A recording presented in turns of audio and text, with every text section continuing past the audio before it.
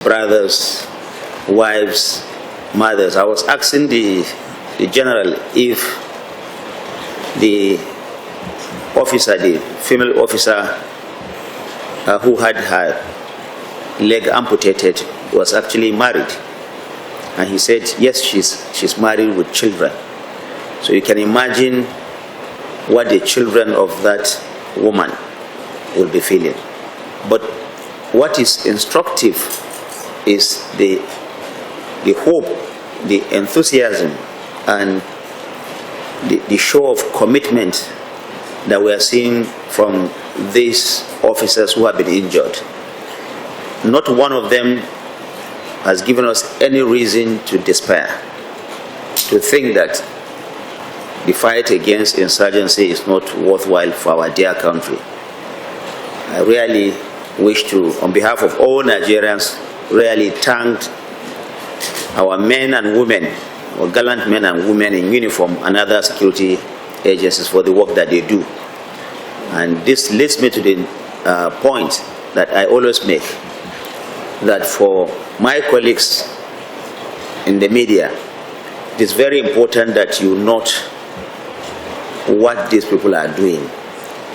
It is essential that you take side with them, because they are doing so much and sacrificing their lives, losing parts of their physical bodies, so that you and I can sit and even have this meeting ongoing. It is, for me personally,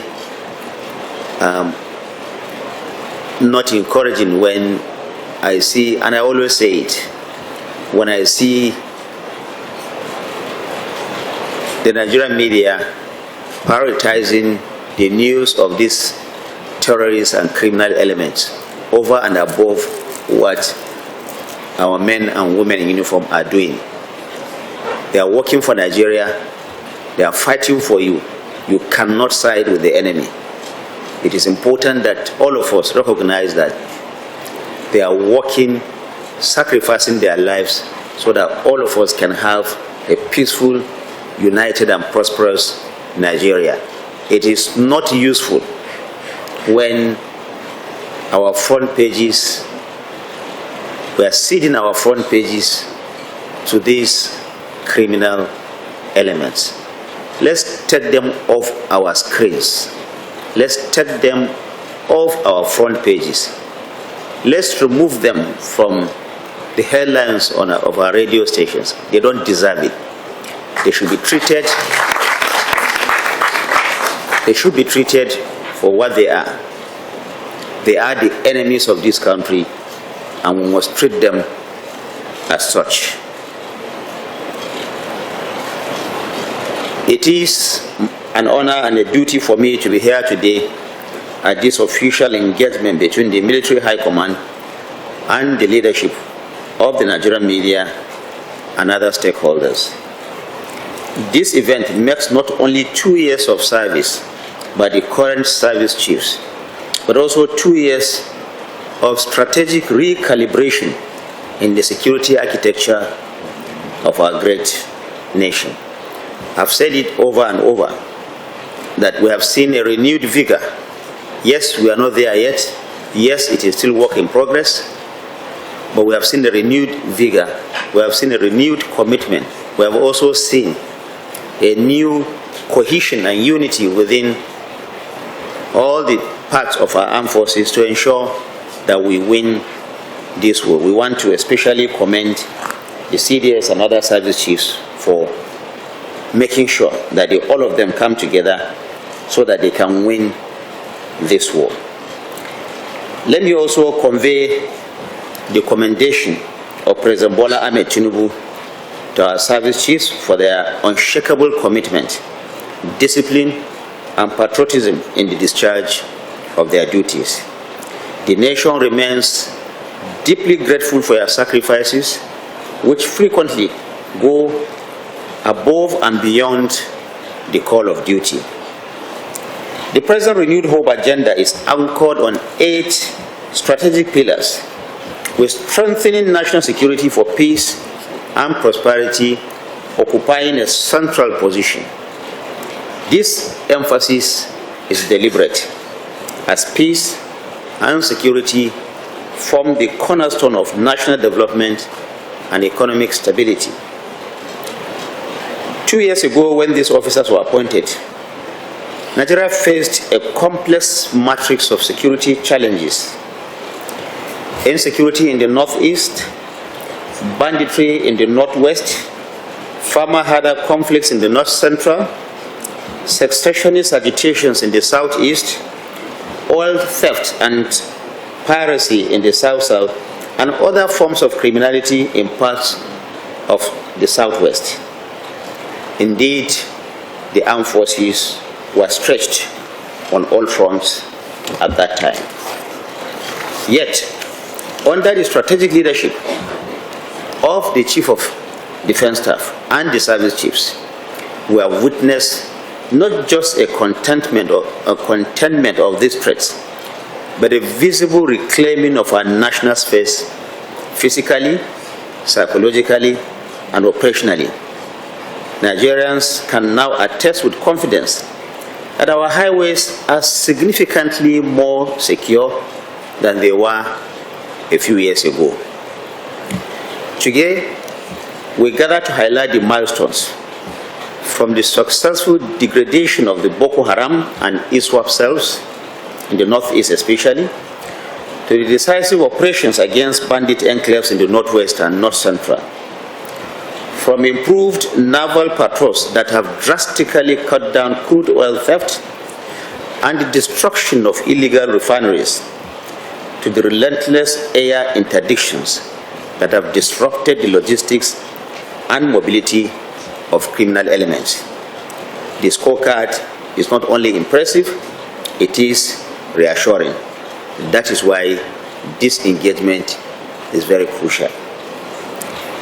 The media, as the fourth estate of the realm, must be a strategic partner in nation building. You are not just chroniclers of events, you are co-creators of national consciousness. When you report on security issues, you are not only informing the public, you are boosting the morale of our citizens and the Nigerian armed forces on the front lines. Since assuming duty, we have noted, the Chief of Defense Staff, how you have adopted a culture of openness and strategic communication. The meeting we are having today is a clear indication of that. This expanded engagement, therefore, is a further demonstration of that commitment to transparency, to collaboration, and to trust. I urge you to continue to deepen that in the interest of our nation. Ladies and gentlemen, as Minister of Information and National Orientation, I have always insisted that security reporting must be responsible, factual, and nation-focused. We must resist, like I said earlier, the temptation to sensationalize or unintentionally serve the agenda of our adversaries. Most often, our media professionals are not aware that this propaganda that these terrorists and criminal elements dish out is actually serving the purpose of those that we are actually fighting as a nation. Let me assure you that the Tinubu administration will continue to support our military, not just with arms and equipment, but with policies that strengthen intelligence gathering, enhance interagency coordination, and promote the welfare of personnel and their families. The media is expected to report not only what has gone wrong, but what is being done right. Highlight the sacrifices of our troops. Tell the story of progress. Balance criticism with context. That is the true calling of responsible journalism. Let me congratulate the Chief of Defense Staff and the service chiefs once again on this milestone.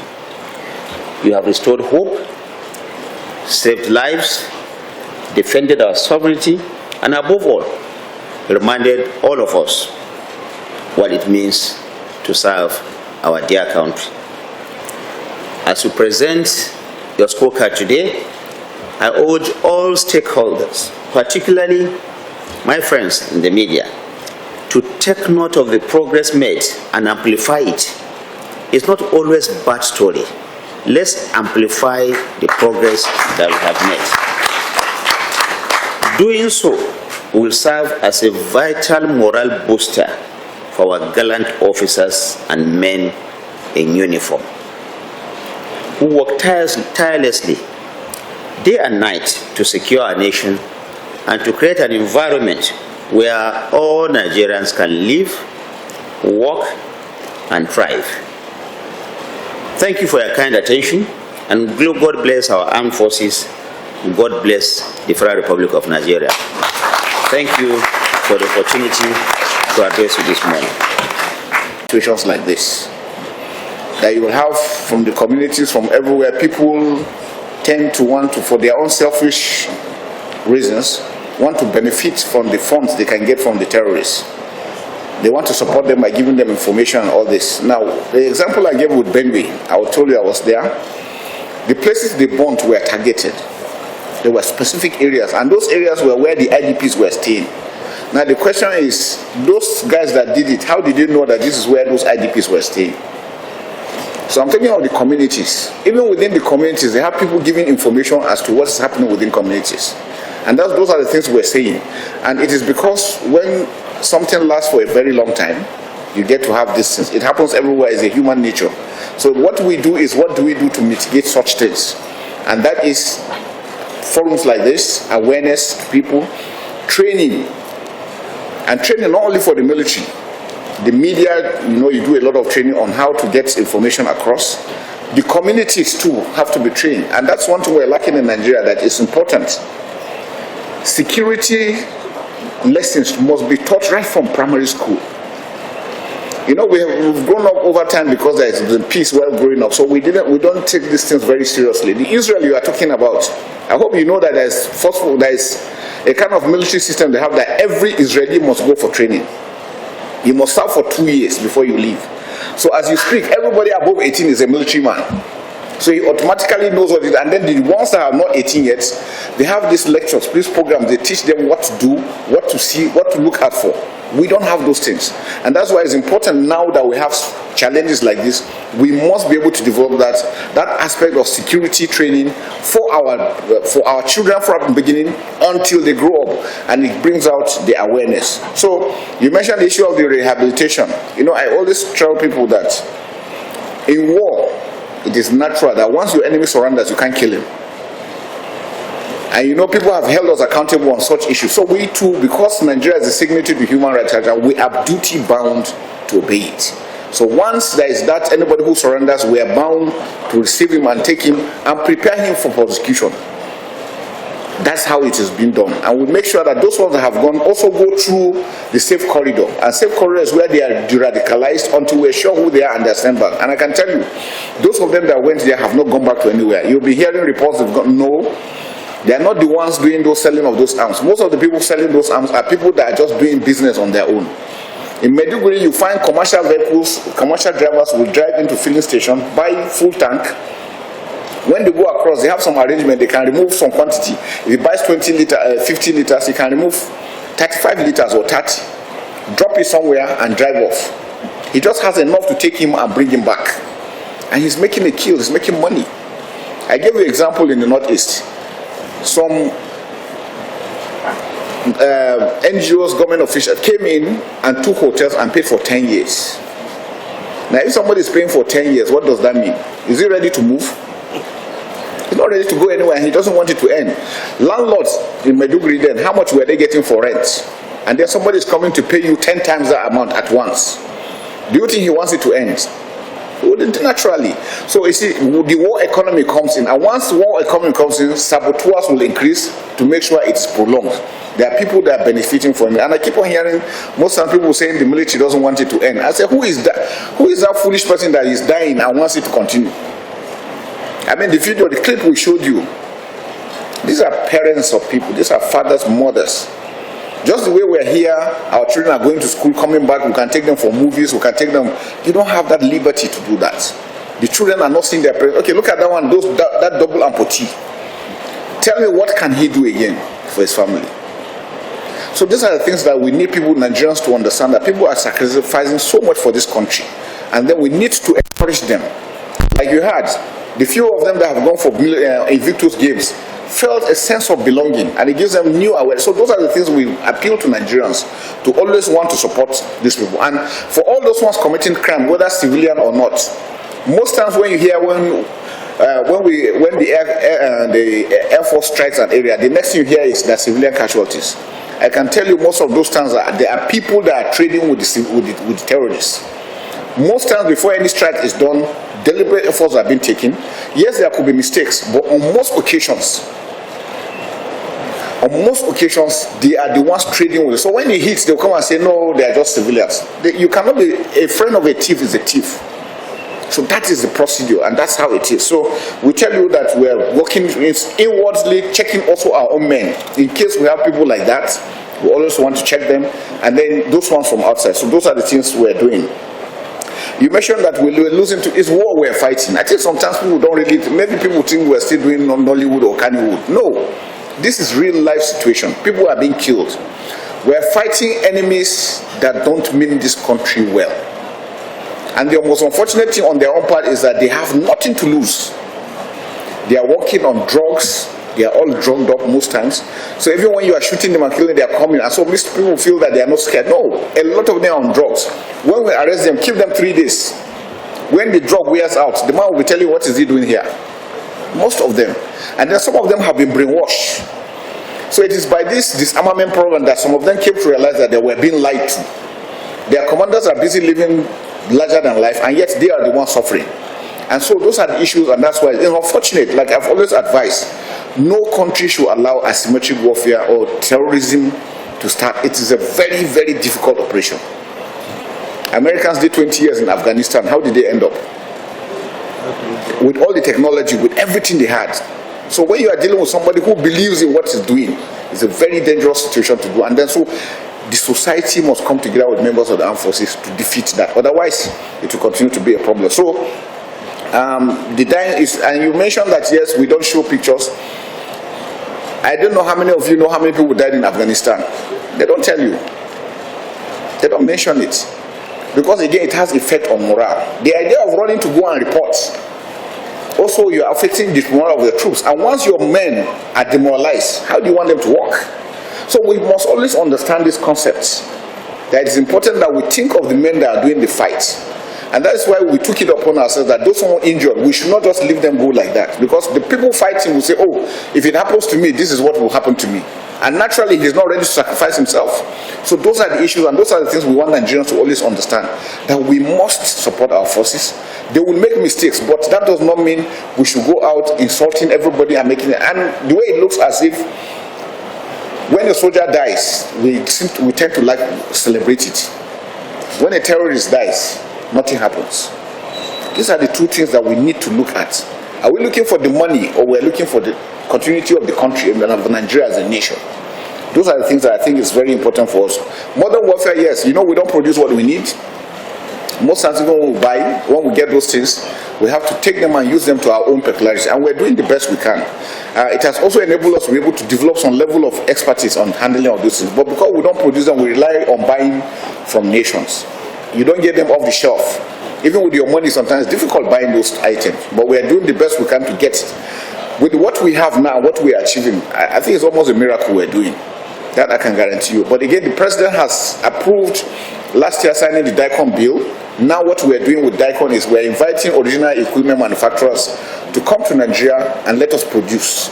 Now if we produce in Nigeria, we'll have the weapons we require, we'll save our foreign exchange, we'll be able to employ our own youths, and besides that, we will be able to sell to our countries, our neighboring countries, some of these things. Because even if they have diplomatic issues, militarily we're all working with all our neighbors. Because we know the danger. The enemy you are fighting does not respect human, does not respect border. He attacks anybody. So if we don't come together to fight, to prevent it. They can attack Nigeria or attack Niger or Chad. So we're still working together. That I can assure you, we're doing that. On the issue of Alero, Alero, the beer Alero is just like a pseudonym they use for themselves, like a commander or something. So the one they kill is not the same one you saw in Katsina. And like you mentioned, yes, sometimes it's when you see you are doing one thing and then somebody else is doing something else.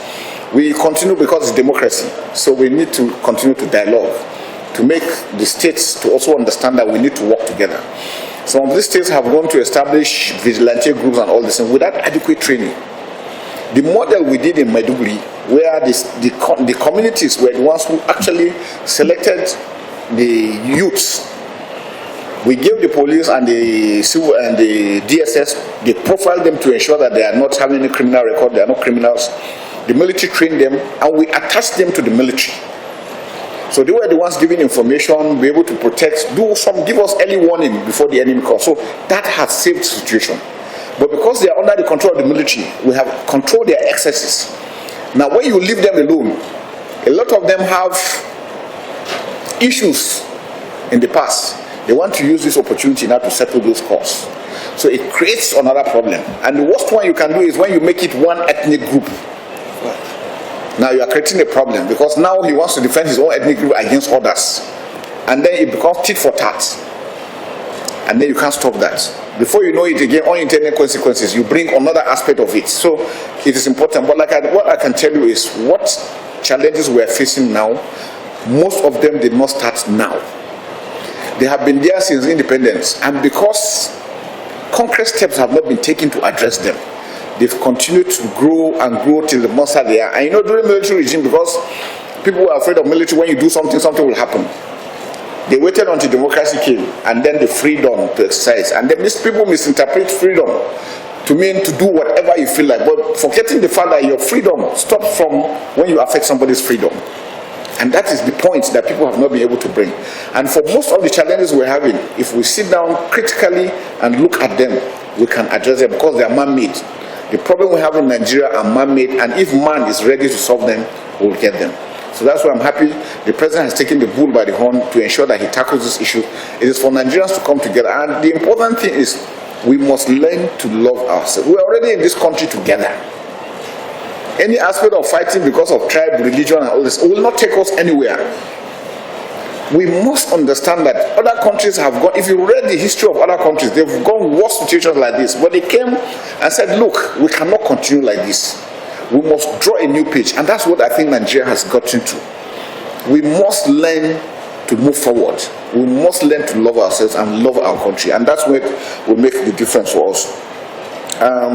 The deployments are done. We have seen the gaps we're having.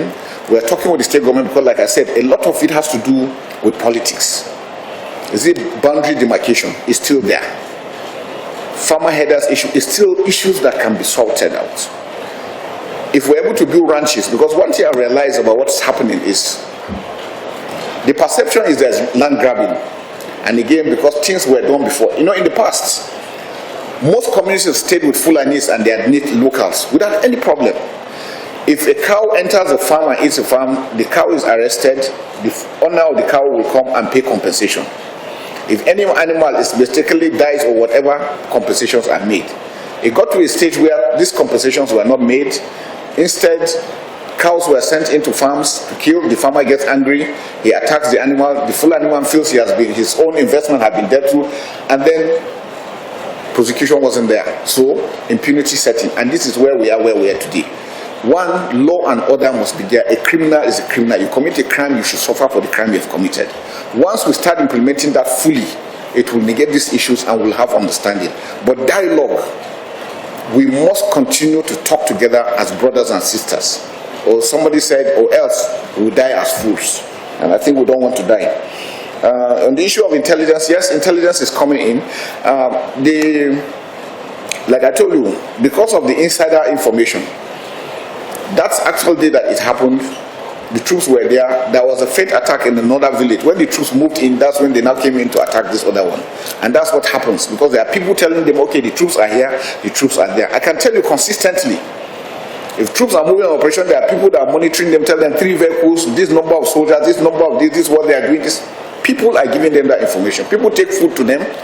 People take even women to go and give them, to tell you how bad it is and how sad the situation is. So that's why we want to preach the aspect of good governance. We believe that if there is good governance and people have a sense of belonging, most of these issues will go down if we address them properly. Border management efforts, the last time I spoke about fencing of the wall, I know there have been pros and cons about it, but I tell you, for me, from what I've seen, it's important that we take decisive action. We must learn how to protect our borders. Somebody mentioned 1,000 and something porous borders. The Sahel is hot. Niger, Mali, and Burkina Faso are going through so much stress. If you leave them the way they are going in the next 1 year, those countries I'm afraid they might collapse. And once they do, Nigeria is the target.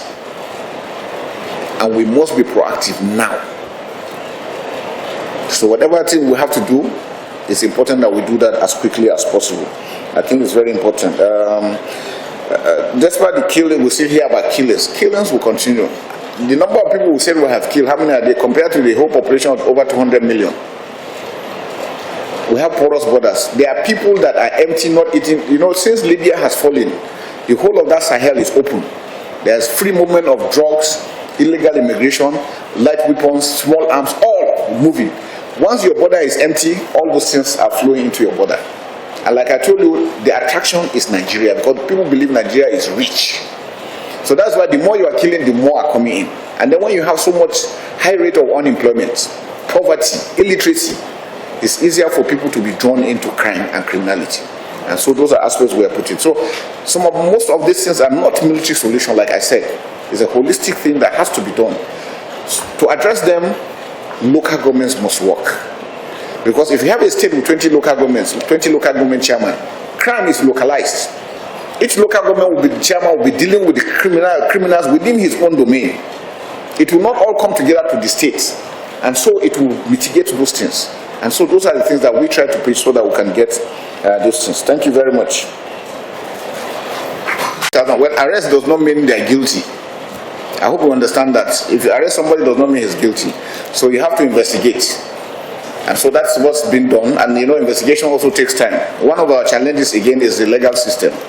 Sometimes it's obsolete, sometimes it takes a very long time. For the military, we always like something is done, is investigated, and action is taken so that other people can see and, you know, not repeat the same thing. So investigation is going on because we have to also sort them out. I give an example. When they started surrendering in the Northeast in 2023, it was then we realized that it's not everybody that is there was a terrorist. Sometimes when they come and capture a village, they move all the able-bodied men, including children, boys. They take them and force you to fight. So you see, you must be able to identify that one is either you fight or you are killed, because you will see it. They will behead those that said they wouldn't do it. So naturally, everybody wants to stay alive. So some were forced into, some were used as slaves. They were used for farming, they were used for this and that. Different categories. So we had to take time to sort out these people. And this things take time. And again, because you have to also get a concrete case so that when you go to court, it's something you can prosecute, because you know technicalities are there. You go there and you don't bring something they say it's not good. Before you know, you will see a case, you know that it's thrown away because of technicalities. So you must do due diligence in what you are doing. All these things take time. It's been done, and it's been done by the Attorney General of the Federation. We are holding the terrorists, but they are doing the sorting out. There is an investigation team independent of us. The Attorney General is the one who prosecutes, and prosecutions have been done.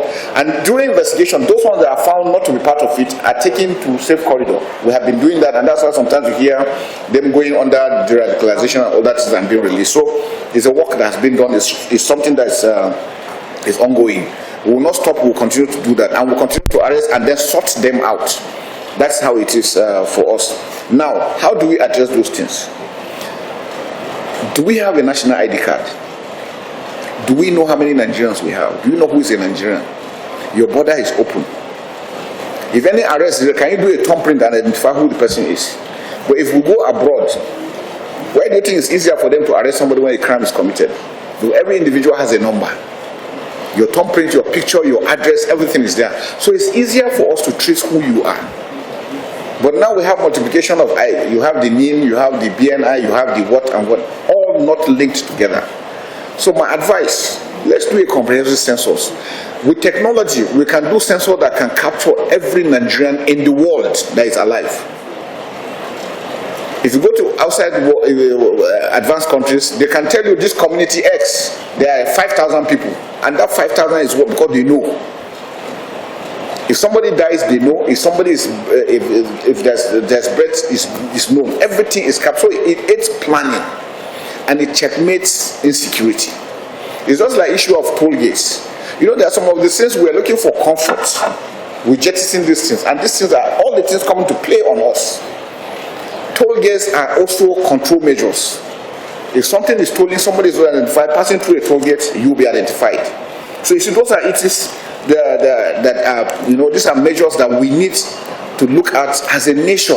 As we are looking at our border management, we build up a database so that every Nigerian, anything you do, they just tell you, give me your number. When they key in, they know who you are, they know everything about you, which hospital you were born, which school you went to. Nothing is hidden. Those are the things that I think we need to also given to follow up. Yes, Mr. President gave us a directive. We're working on it. That's why the service chiefs, you see them, they're not all here. Everybody's out in the field, making sure that we address this fully. Because we want to put this, but like I said, military effort is just 30%. 70% is non-carnality, and it has to do with good governance, fairness, justice, equity. Because if you are ruling people and the people don't feel that, if you tell somebody to give the peace, yes, and he's hungry or he's unemployed, there are easy tools to be used. So we must put all this together. That's why I say it's a whole of society approach to asymmetric warfare, and that's why it's very important. I don't know if I've missed anyone. The issue of resurgence, like I said, the Sahel on its own is what is bringing the pressure to Nigeria. The Sahel is open. You know, we have an ungoverned space from Sudan. You know that Sudan is on fire. Central African Republic has issue. Libya is open. All the arms and ammunition and everything they have there is an ungoverned space. So movement, and that's why this immigration you see in this Japan, how many of Nigerians you see them traveling through the desert? It's all this playing out. They're putting the pressure into Nigeria. And that's why we need to be holistic in our approach in addressing these issues clearly. Issue of retirees, no. The armed forces, I think, is one organization that I think has been doing well. Yes, you might say maybe the money might not be enough, but then they are being paid their allowances. That one you are paying a moment before you go. The armed forces is doing the best. They are also available. Our hospitals and these things are there. Now, efforts are being made by the federal government to also make sure that we look into the issue of housing for all of them. Any of them that has any issue on any allowance is taken care of. Yes, sometimes there might be delay. It affects everybody. You know, Nigeria is going through stress, so it's not like that. But I can tell you that they have been taken care of. Their salaries are paid. Just recently, we've gone through using improved ICT to make sure that instead of bringing them we find that every quarter or so they bring them to come for verification. Now, no, it has been decentralized. You can stay where you are and verify, and we know who you are. What we found out again, there is a lot of issues on it. Sometimes you find a lot of discrepancies. So efforts are being made to ensure that we address them very well. We want to talk to the Chief of Finance. Okay, good. My Chief of Finance is here, so let's hear from him. So I'm going to talk about the issue of retirees allowance. Retirees are entitled as well, because there's a lot of good things being done, but because the media is not aware, the public too do not have that understanding. That's why we're opening the space transparently, with all sincerity, to ensure that we talk to you freely and we give you every information. There is nothing that is ongoing that you ask and we don't say. If we don't know, we tell you we don't know, we'll find out and then we'll get back to you. And because we want to maintain that credibility, which is very, very critical. Like he mentioned, the families, we pay families, sponsor the family of anybody who has died till university. The armed forces does that, all through. And so many things, the medical aspect that is followed, it's not, we're not doing, we wish we could do more. But again, we are also taking from the purse, from the resources available. But I can tell you, we're not throwing our people away. The welfare of our men is very important, like I mentioned, because the way you treat those ones that have left will determine the ones that are serving their level of commitment, and we are very, very mindful of that, and then we'll continue to do that. Those of them that went, you watch the clips, some of them told you they were taken to Germany, some people were taken to Dubai, Egypt, all because of treatment. And that calls for the importance for us to be able to develop our own medical system so that we don't need to go out. Because you can imagine how much money it costs to take one person out. That money will treat more people on ground if they are here in Nigeria. So I'm happy that we have new hospitals that are also coming into Nigeria, and we're hopeful that they will be cheap enough and kind enough to also extend. I've met a few hospital proprietors that are willing to also assist members at their own contribution to the peace effort, and I think that's what we should try to increase. Well, when we say want to rate our performance, well, I don't know. I don't want to go into figures and all these things. All I'm saying is that Abuja Kaduna Road is free. If you go there at night, you see the number of people moving. Schools are opening, markets are opening. For us, those are indicators that things are getting better. And once you go from insurgency and you start seeing this little idea of criminality, because that's how it starts. It goes up. Once it starts coming down, it goes down like that. Like in the South, because now they don't have ability to break pipeline, do all those stuff, they started sea piracy, doing robbery, minor robberies and all this, to show you that they cannot get to their objective. So, and that is why I said law and order. Every society must be able to have law and order being implemented. Criminals must be dealt with as criminals. Like, I'm happy somebody mentioned the issue of cases pending, or you give bail. These are not things what the military can do. Because, you know, we cannot even prosecute. Whatever we do, we hand over. And so it has made, we can only prosecute our own personnel to some extent. Now with human rights, in those days, in Liberia, an officer shot another person and killed him. He was court-martialed, tied to the stake and shot. Case finished. But do that nowadays, the whole country will be uproar that you are trying to kill people. So you see, those are the things, the dynamics that are also affecting our system. Because the military law is military law, it has its own standard that we follow. But because of human rights and our signature, we have to obey those things. So it bends the law, and once people cannot see the repercussion for their action, impunity sets in. And it is that impunity that we're in now. You take somebody to court, he's given a bail, and the case is gone. It's not what the military can do. So those are the things we're appealing that we should look into it and be able to address. Strategies, there are so many. And with asymmetric warfare, it's not like the conventional. Conventional is country to country. You know who your enemy is. Now we're dealing, you don't know who the enemy is.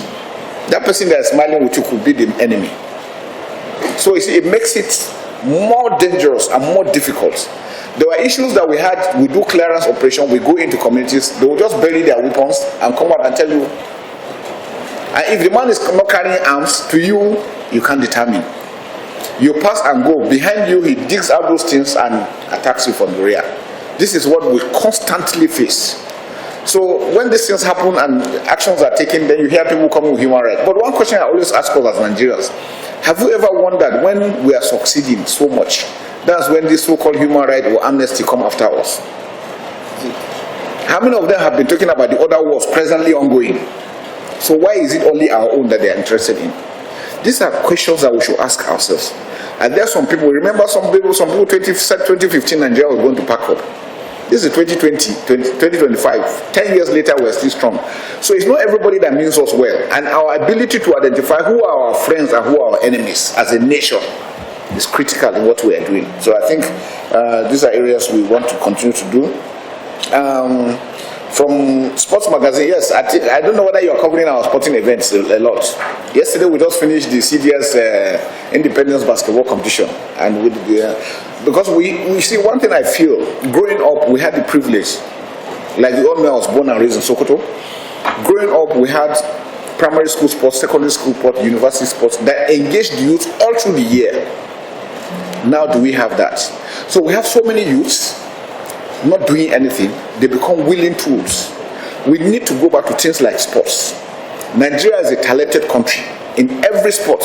With that, we can do and engage a lot of people. That will be their source of livelihood. And just like movies and Nollywood and all this. So we need to open up this, and that's why I said is a whole of society approach to tackling insecurity. Thank you very much. Once you can speak the language, the acceptance is different. And I think it should be made compulsory for us, for every Nigerian to be able to at least the 3 major languages. because it really, really unites us and will build that synergy that we're looking for. As long as we keep on saying, no, I am not this, I am not that, I am not that, we can't build up that. Countries are coming together. I don't know why we think to want to be separated or want to be doing things to make us apart. We must learn to work together. I think that's very, very critical. Professor Robert, thank you very much. Appreciate you. Mr. Ahmad, totally, okay, I think we'll address this. It's something that we should all take ownership of. We want people to partner with us. In fact, those of them that went to Canada, during the sports, everybody and the children, it was like a jamboree for everybody to come, because we want the troops to know that they're not forgotten. And this is something that we want to be done. And there you have a lot of foundations that are supporting those injured. The military cannot do it alone. The federal government cannot do it alone. So we need goodwill Nigerians coming together, also taking some parts. Like it was mentioned, we're building a new Invictus Center at Giri, close to the opposite the University of Abuja. It's going to be a very, very holistic place that will also cater for them, provide treatments. They give them an environment that they will feel loved and will feel really appreciated. So we are working on that. On the aspect of what is response time for any person is as soon as you hear, you have to respond. But there's always a but. Why do I say so? I give an example in Maiduguri. Because we do not have roads, the terrorists, knowing that, what do? They implant IEDs along the road. So imagine they just give an information that an attack is 10 kilometers away. But because of the nature of the road, you have to have a soldier that will step out with the equipment to trace if there's an IED there. Now he's going to cover 10 kilometers on foot. He has to cover the width of the road, continue like this for 10 kilometers. Tell me how many hours it will take him. Because if you rush and you climb one, you are gone. So sometimes you see 10 kilometers, it takes him more than 5 hours. Because he needs to be careful. If you make that mistake of stepping on that thing, everybody in that vehicle is gone. So those are the challenges. So sometimes we hear, no, we have told them it's not far, and then they didn't go. No, it's beyond that. And that's what we're saying, infrastructure. We have operated in areas where even motorcycles cannot go. Even motorcycles cannot go. Maybe you have to use bicycle. Challenges we have in Benue, no roads. Infrastructure is a great issue there. And because it's a riverine area, you have water bodies crisscrossing all over. So there's so much. So these are the things also affecting us. So that's why we're saying good governance. If we have good roads and tarred roads, it makes it a lot easier to move. Reinforcement, resupply, and all these things. So those are the issues. And we account for them, because even when they send the decision, we want to know, when were you informed? What did you do? And we have standing court martials. On daily basis, we try our personnel for actions like this.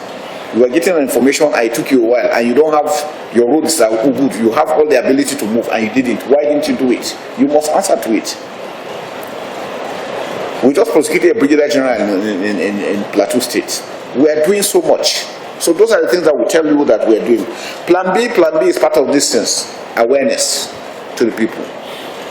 The Ministry of Interior also using the immigration and the customs to also make sure that sensitize border communities, and we do a lot. But like I told you, when you have a critical challenge, you must take drastic action.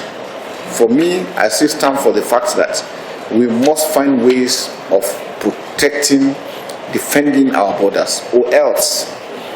Sometimes people say it's going to be expensive. Well, which is better? If like I saw a documentary, they asked somebody that if you wake up tomorrow, or they give you $1 million not to wake up tomorrow, will you collect the money? I wonder how many people will say yes. So it's not the money, it's living, it's life. If you save the money and you die, then what's the use of the money? So if we have the money, why not spend it? We have Ajakuta there, they can give them as a task. It will be sort of employment to provide wire mesh or something that we can do. Like I told you, Pakistan fenced over 1,000 kilometers with Afghanistan. The terrain, if you know that terrain, is hilly. And they did double fence, not one. Double fence, and put concertina wire in the center, because they know the threats from Afghanistan. So when you know the level of threat coming at you, It will be full-headed. You sit down there and you are calculating it, to take it, to take it. When the threat comes in, you might not even get the time to have a country anymore. So, I want to appeal to all of us, please, that we have a great country. God has blessed us, everybody knows, but we need to love ourselves, to love this country and make things work. I think if we do that, Nigeria will be better. Thank you very much. I'm representing the Honorable Minister of Defense because he's unavoidably absent because of other national engagements.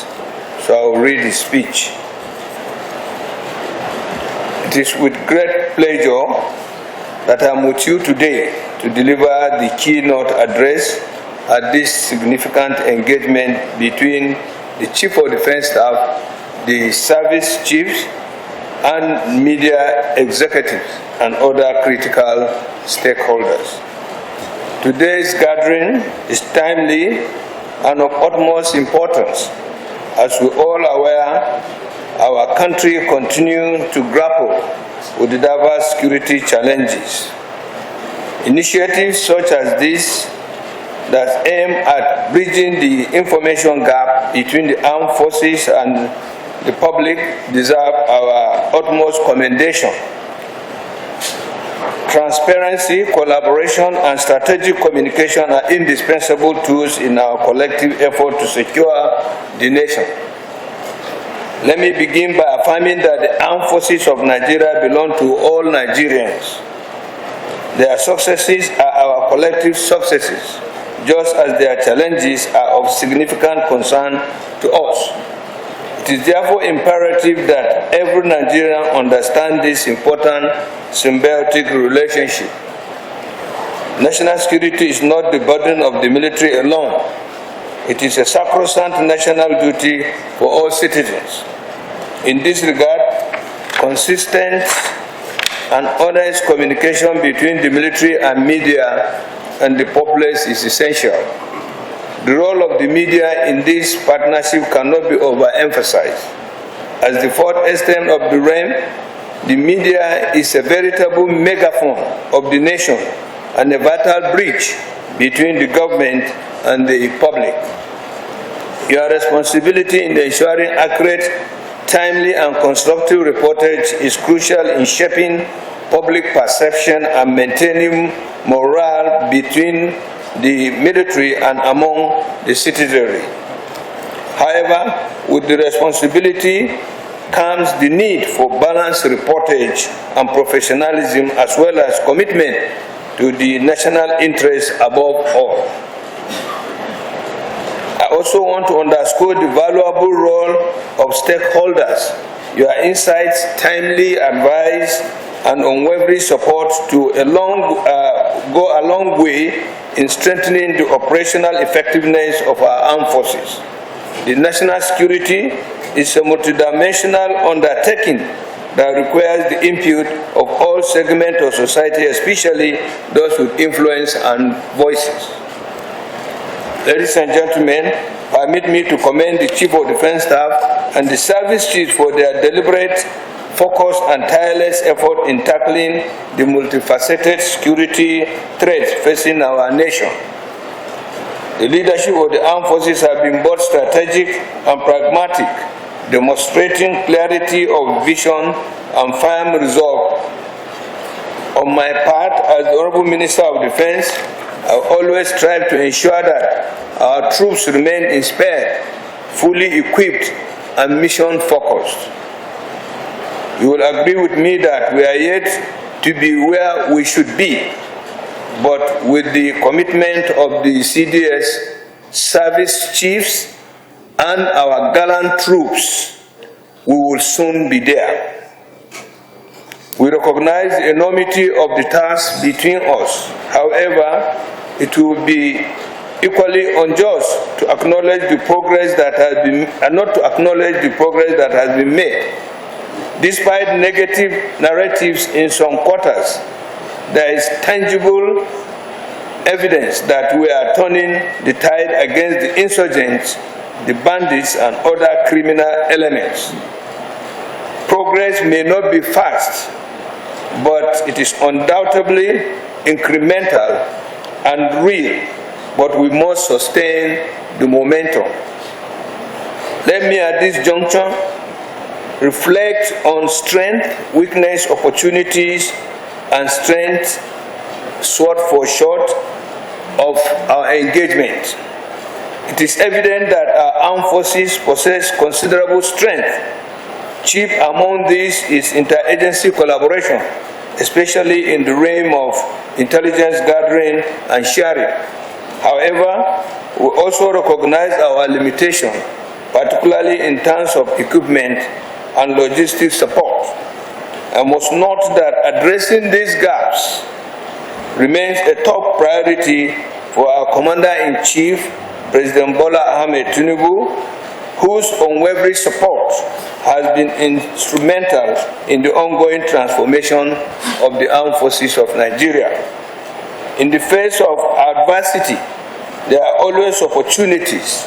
From challenges emerge innovation, resilience, and renewed purpose.